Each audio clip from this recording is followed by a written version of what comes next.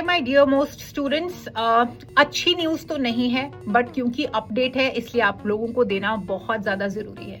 आप जानते हो कि national council for teacher education की 3 बारी रेगुलेशंस आ चुकी हैं पिछले साल, जिस पे मैंने सेशन भी किया है। उसके अंदर क्लियरली मेंशन था कि जो एमएड है या एमए एजुकेशन है या बीएड है ना, उन स्टूडेंट्स के लिए जिन्होंने मास्टर्स की है वो 2026 से 2 साल की नहीं होगी, उसमें एडमिशंस नहीं होंगे और एमएड जो है वो 1 साल की कर दी जाएगी। और जिन भी स्टूडेंट्स ने मास्टर्स किया है उनके लिए बीएड 1 साल की कर दी जाएगी 2026 से।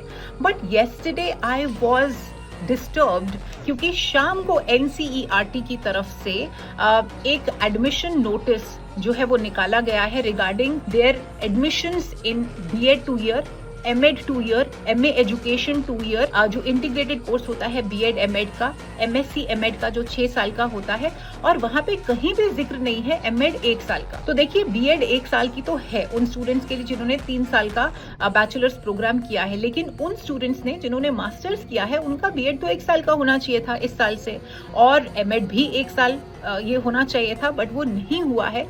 एंड ये और कोई इंस्टीट्यूशन नहीं है बल्कि एनसीईआरटी है, जिनके रीजनल सेंटर्स हैं अजमेर, भोपाल, भुवनेश्वर, मैसूर, शिलोंग, नेल्लौर, और इसके अलावा इनके 3 ऑफिसेज हैं, जो कि एक सीएट है, पंडित सुंदरलाल इंस्टीट्यूट है, और साथ में एक इनका इंस्टीट्यूट है सीआईईटी, राइट।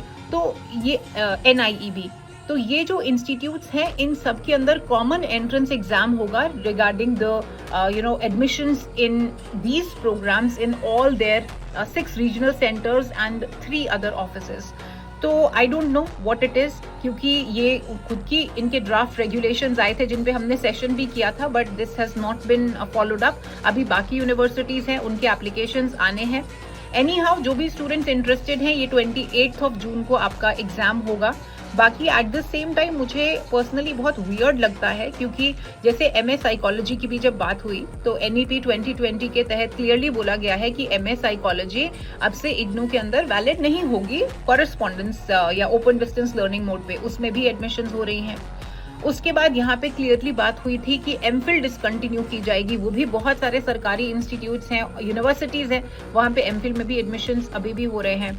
तो ये बहुत ही चिंता वाली बात है कि क्यों गवर्नमेंट डॉक्यूमेंट्स ही जब निकाले जाते हैं उनको फॉलो क्यों नहीं किया जा रहा। Any how, not a very good news, but all of you जिनको एडमिशन लेना है स्टूडेंट्स, बी रेडी। मुझे नहीं लगता है कि ये अपनी ही जो रेगुलेशन है उसको मानने वाले हैं। अगर एनसीईआरटी 2 साल का करवा रहा है तो बाकी यूनिवर्सिटीज भी 2 इयर्स की एमएड ही करवाएंगी, ऐसा लग रहा